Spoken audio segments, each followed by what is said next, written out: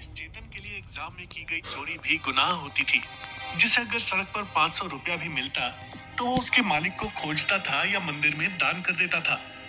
वही चेतन आज ऐसी कंडीशन में फंस गया था जहां से पकड़े जाने पर या तो उसे जान से मार दिया जाता या उस पर मुंबई ही नहीं बल्कि पूरे हिंदुस्तान का सबसे बड़ा चोर होने का ठप्पा लग जाता।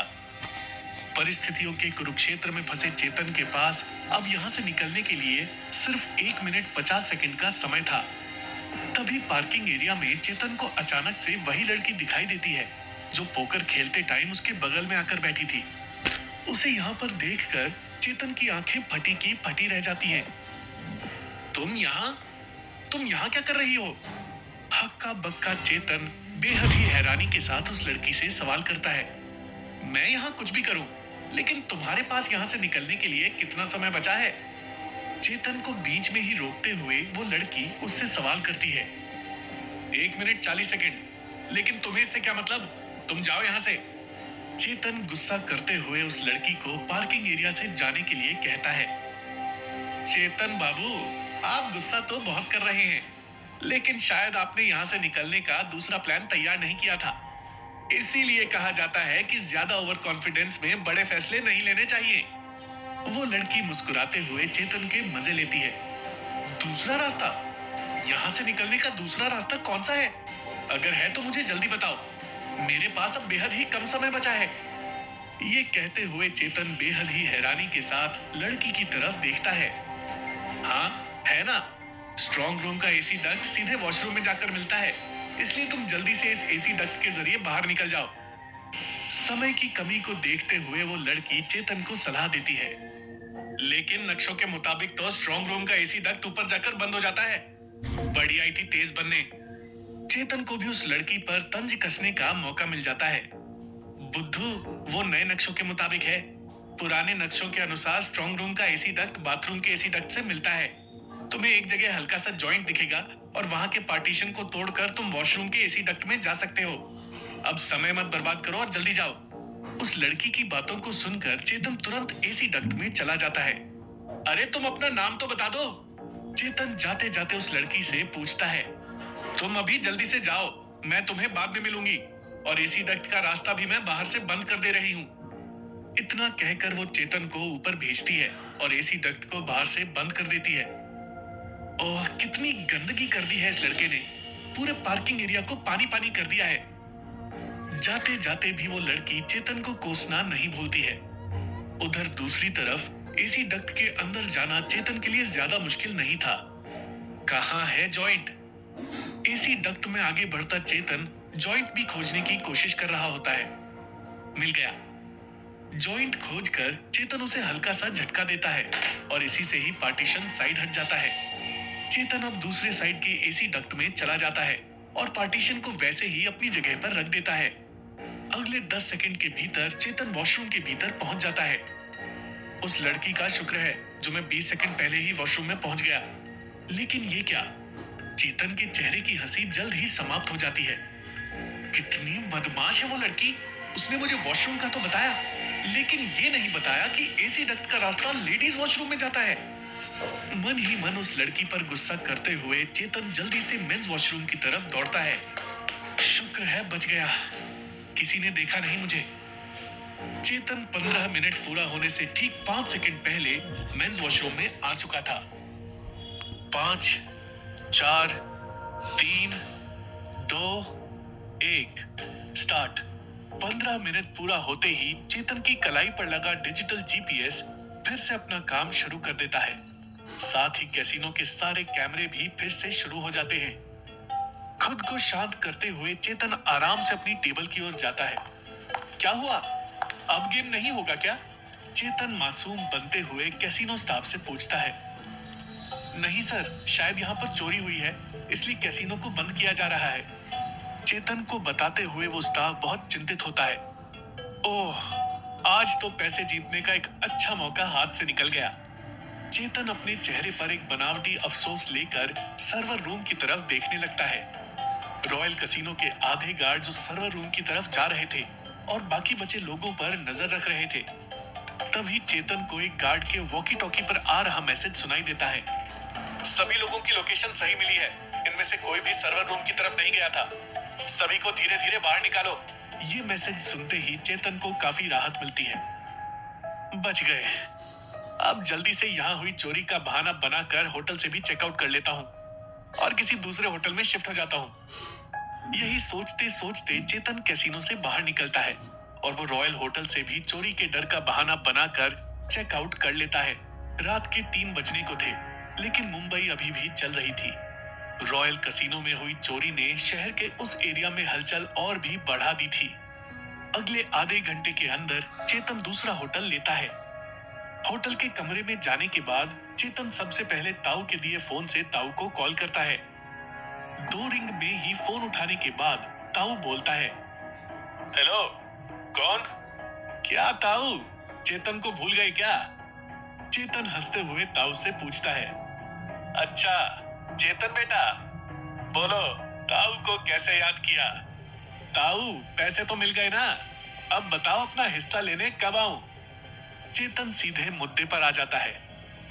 चेतन बेटा, बात तो ऐसी है कि अब मैं तुम्हें एक फूटी कौड़ी भी नहीं दूंगा, इसलिए अपने परिवार को लो और शांति पूर्वक इस शहर को छोड़कर कहीं दूर चले जाओ। ताऊ एक कुटिल मुस्कान के साथ चेतन को मुंबई से चले जाने की धमकी देता है। क्या ताऊ, दिखा दी ना अपनी औकात? इसलिए मैंने तुम्हें पैसे नहीं दिए, बल्कि पूरी तिजोरी दी। अब तुम बताओ, उस तिजोरी को खोलोगे कैसे? ताऊ की धमकियों से डरे बिना चेतन ताऊ को ही पहेलियों में उलझाने की कोशिश करता है। चेतन की बातों को सुनकर ताऊ ठहाका लगाकर हंसता है। क्या चेतन, तुमने खुद को इकलौता शातिर समझा है क्या? मुंबई शहर में ऐसी तिजोरी तोड़ने वाले हजारों लोग मिलेंगे। ताऊ, खा गए ना धोखा? अब मेरी 2 बातों को ध्यान से सुनो। मुंबई शहर में तिजोरियों को तोड़ने वाले हजारों लोग मिलेंगे, लेकिन ऐसा कोई नहीं होगा जो जर्मन टेक्नोलॉजी से बने इस 1 फीट मोटी मिक्स मेटल्स के लेयर वाली तिजोरी को तोड़ सके। चेतन की बातों को सुनकर ताऊ थोड़ी देर चुप रहता है। और दूसरी बात क्या है? ताऊ, दूसरी और तुम्हारे लिए सबसे जरूरी बात यह है कि मैंने तुम्हें 49% हिस्सेदारी क्यों दी। तुम जानते हो? नहीं ना? तो सुनो, मेरे लिए 50-50 भी कोई घाटे का सौदा नहीं था, लेकिन मैंने तुम्हें 49% हिस्सा इसलिए दिया ताकि बिजनेस में तुम मेरे से छोटे रहो और मेरा ईगो हर्ट ना हो। तुम्हें क्या लगता है तुम मेरा 51% हिस्सा हड़प जाओगे और मैं तुम्हें कुछ नहीं करूंगा? चेतन, चेतन नाम है मेरा। जल्द ही ये ब्रांड बनने वाला है, इसलिए इसे सुनने की आदत डाल ले। और मैं अपना हिस्सा लेने आ रहा हूँ, उसे देने के लिए तैयार हो जा।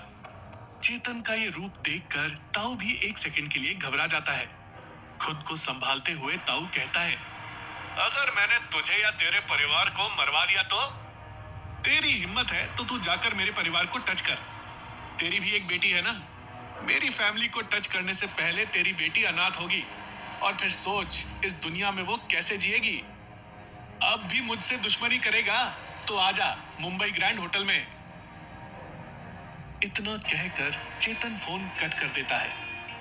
फोन के दूसरी तरफ मौजूद ताऊ को आज जीवन में पहली बार डर महसूस हो रहा था। ताऊ को जीवन में कई बार धमकियां मिली और वो तुरंत उन खतरों को खत्म भी कर देता था, लेकिन चेतन का ये जुनून ताऊ के अंदर अलग ही किस्म का खौफ पैदा कर रहा था। उधर दूसरी तरफ शहर में हुई इतनी बड़ी चोरी ने मुंबई पुलिस की नींद हराम कर दी थी। पुलिस कमिश्नर के ऑफिस में रात भर मीटिंग्स का दौर चलता है। तुम लोग क्या कर रहे थे? शहर में इतनी बड़ी चोरी हो गई और पुलिस वाले झक मारते रह गए।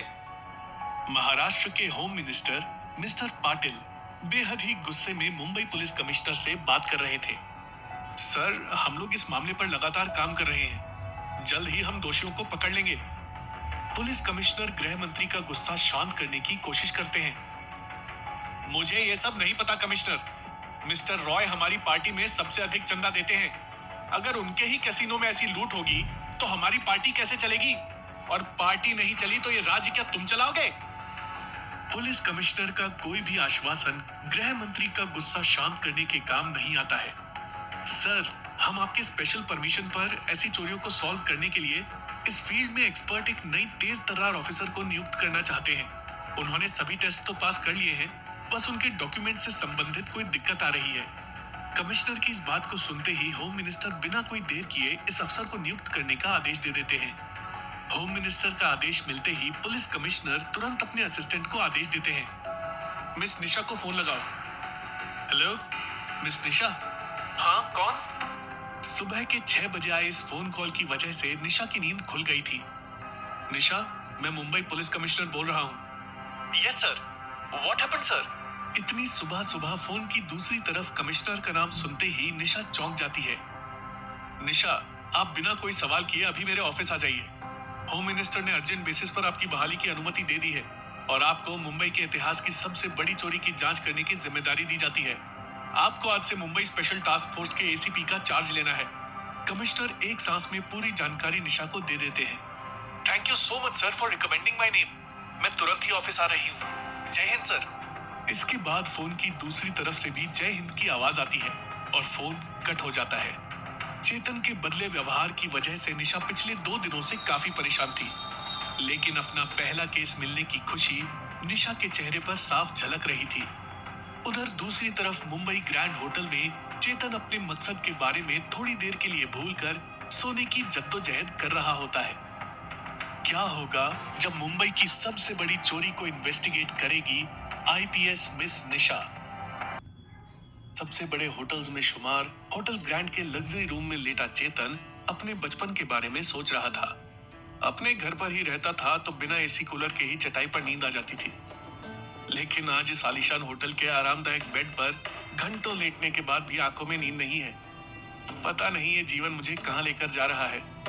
इसी कश्मकश में डूबा चेतन घड़ी में समय देखता है तो सुबह के 7 बजने वाले थे। तभी चेतन के कमरे में रखे टेलीफोन की घंटी बजती है। चेतन चौंक जाता है। इस वक्त मेरे होटल के कमरे में कौन कॉल करेगा? मैंने तो किसी को इसके बारे में नहीं बताया। इन्हीं विचारों में डूबा चेतन फोन उठाता है। हेलो, कौन? वृत्तन यत्नेन संरक्षेत वित्तमेति च याति च अक्षीणो वित्ततः क्षीणो वृत्ततस्तु हतो हतः। फोन की दूसरी तरफ चरित्र शुद्धि से संबंधित ये श्लोक सुनते ही चेतन के चेहरे पर चिंता की एक बड़ी लकीर उभर आती है। नमस्कार गुरुजी, आपको कैसे पता चला कि मैं इस होटल में ठहरा हूं? और आपके पास मेरा नंबर कहां से आया? फोन के दूसरी तरफ से गुरुजी की आवाज सुनकर चेतन के मन में कई सवाल एक साथ उठने लगे। सदैव कीर्तिमान रहो चेतन, और खुद को शांत करो। शिष्य जहां रहेगा, गुरु को वहां पहुंचने में ज्यादा समय नहीं लगता है। और बताओ, मुंबई पसंद आ रही है तुमको? गुरुजी चेतन से बेहद ही हल्के अंदाज में पूछते हैं। हाँ गुरुजी, जिस शहर से बचपन की यादें जुड़ी हों वो तो पसंद आएगा ही। इतना कहकर चेतन खामोश हो जाता है। चेतन, तुम्हें तो पता होगा, कल रात मुंबई में इतिहास की सबसे बड़ी चोरी हुई है। तुम्हारा मुंबई में जाना और उसके अगले दिन वहां एक असंभव सी चोरी हो जाना। चेतन, किसी भी आम इंसान के लिए ये संभव नहीं है। क्या तुम भी इस चोरी में शामिल थे?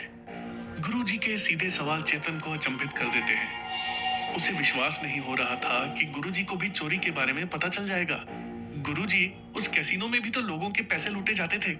वहां भी बेईमानी के जरिए लोगों से उनकी गाढ़ी कमाई छीन ली जाती थी। इसलिए मेरी नजरों में कैसीनो को लूटना कोई बुरी बात नहीं है। चेतन गुरुजी के आरोपों को ना तो स्वीकारता है और ना ही उनका खंडन करता है, लेकिन गुरुजी चेतन के इशारों को समझ चुके थे।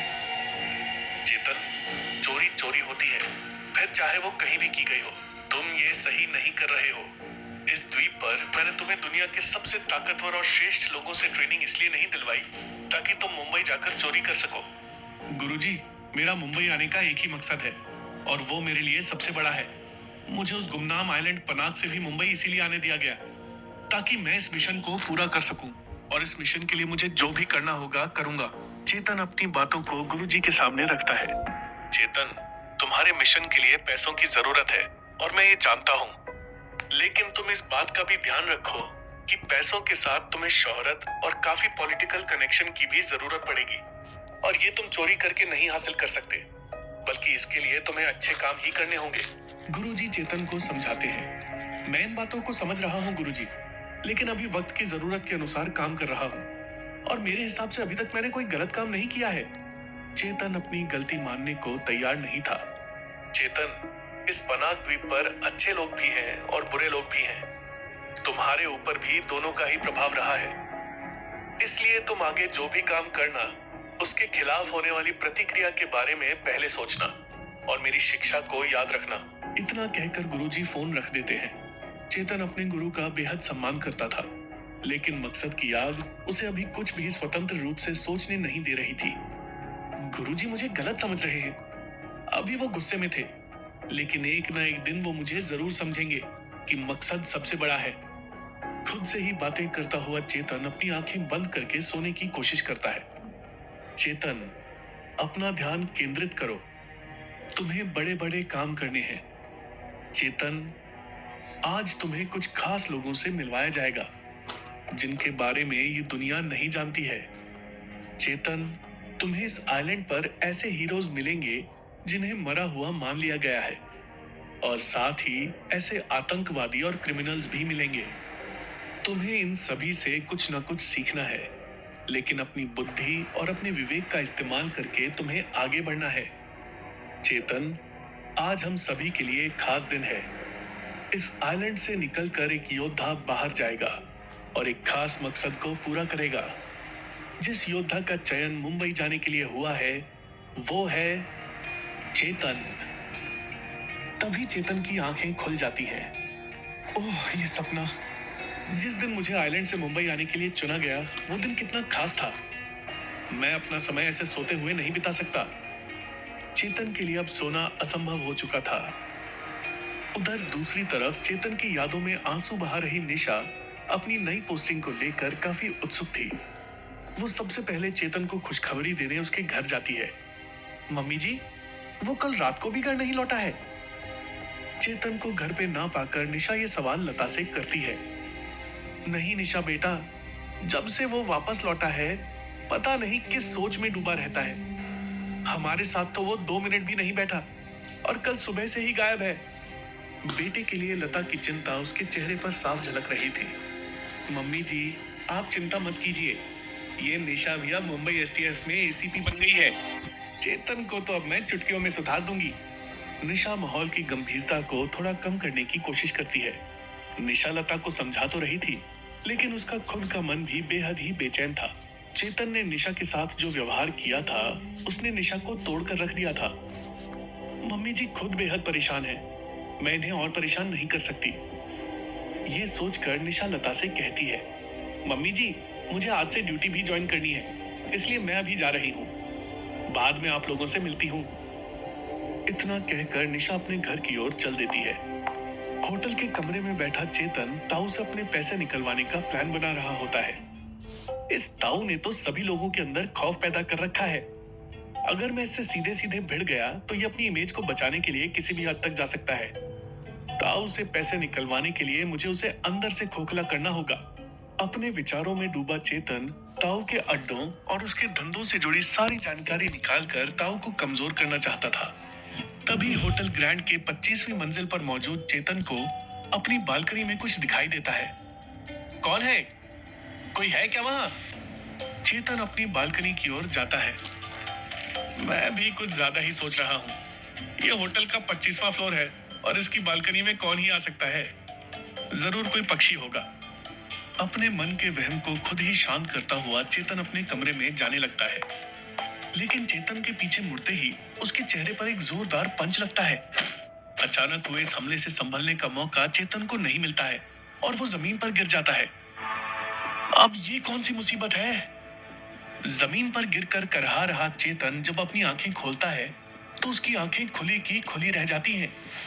चेतन के सामने एक 7 फुट का इंसान खड़ा था। अबे तुम एक ही इंसान हो या 2 लोगों को फेविकॉल से जोड़कर बनाया गया है?